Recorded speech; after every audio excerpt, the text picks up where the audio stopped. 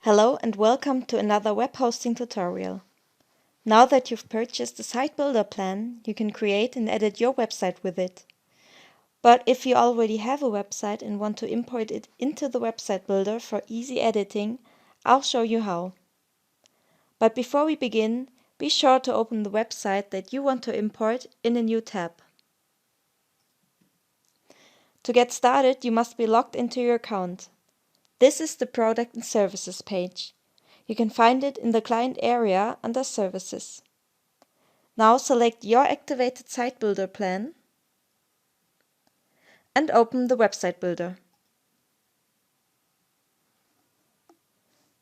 This is the template page. It comes up the first time you open the Site Builder after you purchased it. To go on, click on the last function called Website Import. Now before we go on, open the other tab with your website, copy the link and paste it into the box provided. Now you just have to click on Import. Please wait until the website has successfully imported. This might take a while.